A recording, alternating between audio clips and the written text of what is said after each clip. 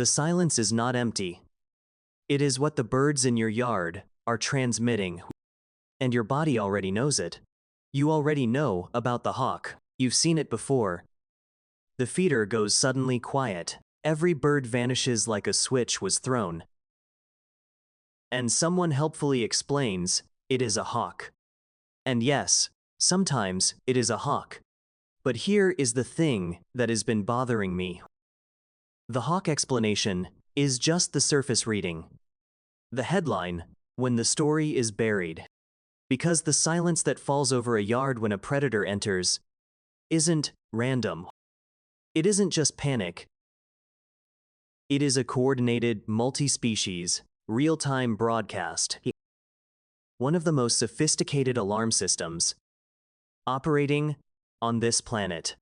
It has been running without interruption for roughly 65 million years. And we are standing in the middle of it every time we step outside. There is a Mount St. Helens story someone shared that I think about often. On May 18, 1980, a person was walking in the woods. Every single sound went completely still. No birds, no insects, nothing. Moments later, the volcano erupted. They were 15 years old and never forgot it. That silence wasn't about a hawk. Welcome to Avian Intelligence. If you're new here, subscribe, because what we do here isn't repeat what everyone already knows. Today, we're going 7 layers deep into bird silence, what each kind means, and what it is actively tracking, what it reveals about the sensory world your birds are living in. A world that overlaps yours, but only barely. Stay until the last layer. It is the one that changes how you hear everything. Layer 1. The silence that spreads faster than thought. Most people think individual birds spot a threat and then stop singing one by one. But that is not what happens. Research found that alarm responses propagate fast. They spread across a foraging area in under 2 seconds, faster than any individual bird could independently detect the threat. What you are watching in that instantaneous switch off is not individual decisions. It is a collective nervous system firing a network computation executed in real time, distributed across dozens of bodies simultaneously. The trigger is almost always a raptor, a hawk, or falcon entering your airspace. But here is the detail most people completely miss. The birds are not reacting to the predator directly. They are reacting to each other. The first bird to detect the threat is often a chickadee. It has some of the most sensitive motion detecting vision. It produces a high-pitched, frequency modulated alarm call, a sound that is extremely difficult to localize.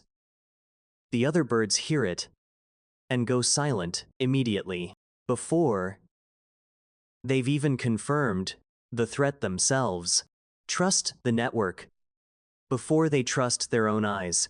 When your yard silences this way, the predator is still present. A red-tailed hawk perched motionless on a branch 80 feet away. It is nearly invisible to human eyes, but your birds already have it completely mapped. Watch where they fled.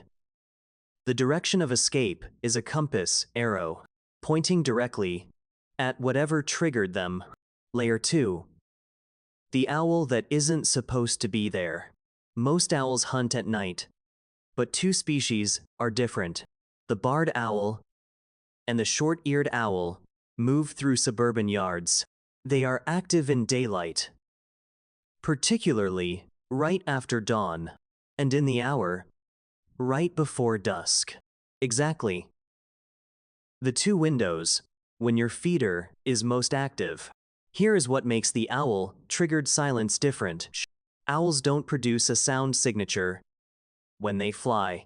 Their primary flight feathers have specialized comb-like microstructures. They break up turbulence into microjets, eliminating the aerodynamic noise that every other bird creates. From an acoustic standpoint, a hunting barred owl is invisible, moving silently right through your tree canopy. But birds like titmice and chickadees have different visual acuity. They are sensitive to the specific silhouette characteristics of an owl: the rounded head, forward-facing eyes, and particular wing shape at distances that make the owl invisible to human observers. They identify it before they could ever hear it, because hearing it simply isn't an option. Watch for the behavioral transition. First comes the silence. Then, after 60 to 90 seconds, if the owl hasn't moved, you will often hear the silence shatter into loud, agitated scolding. Chickadees, blue jays, and nuthatches mobbing the owl, screaming at it from the surrounding branches. That shift from silence to chaos is itself crucial information. Silence means predator detected.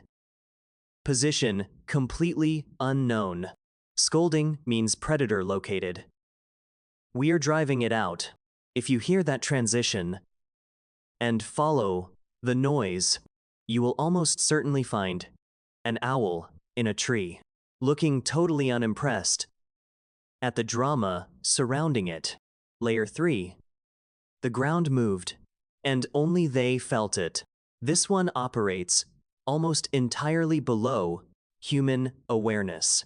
It accounts for a specific type of silence people struggle to explain: brief, still, and quiet, with absolutely no fleeing, no alarm calls, just birds simply standing, motionless, followed by a return to normal activity with no obvious cause. Birds that forage on the ground have vibration-sensitive receptors. Robins, mourning doves, juncos, and towhees all have them. Research confirmed these receptors can detect earthworm movement underground, the same sensory system that helps them find food also registers everything moving at or below ground level: a mole tunneling, or a vole running under leaf litter, even a large ground beetle crossing a root system. When ground-feeding birds detect unexpected subsurface movement, something bigger than a worm with a different vibration signature, they absolutely freeze, communicating through body language to every other bird.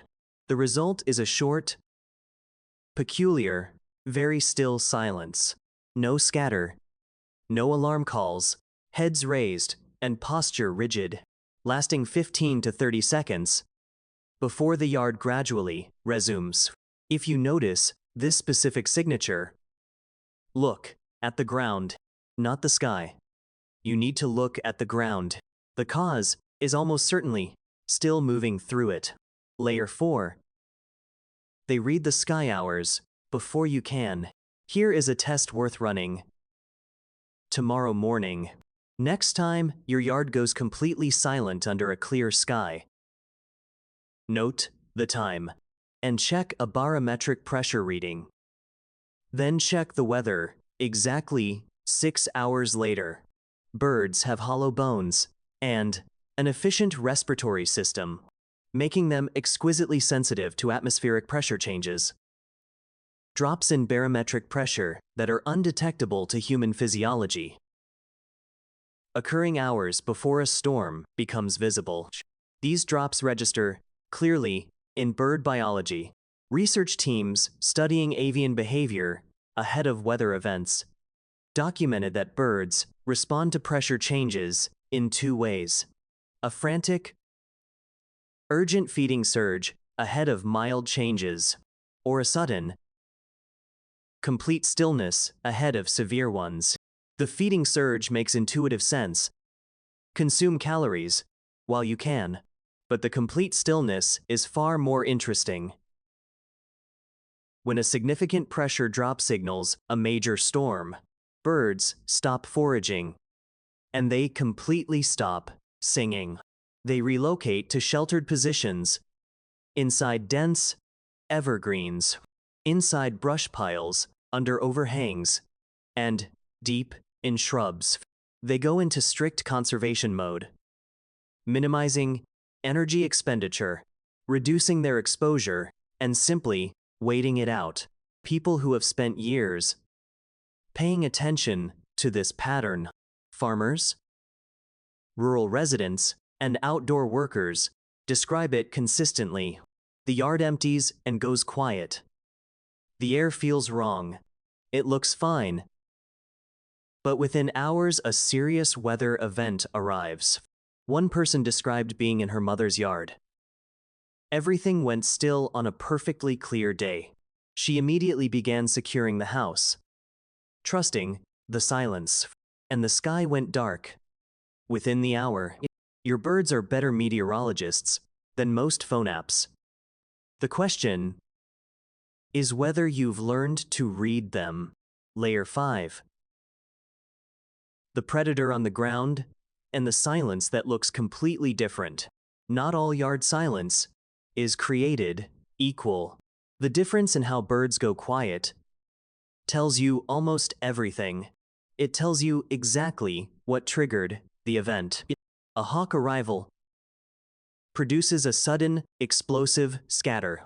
Birds disappear in all directions simultaneously. A snake produces something fundamentally different. A slow, deliberate, and intensely focused stillness.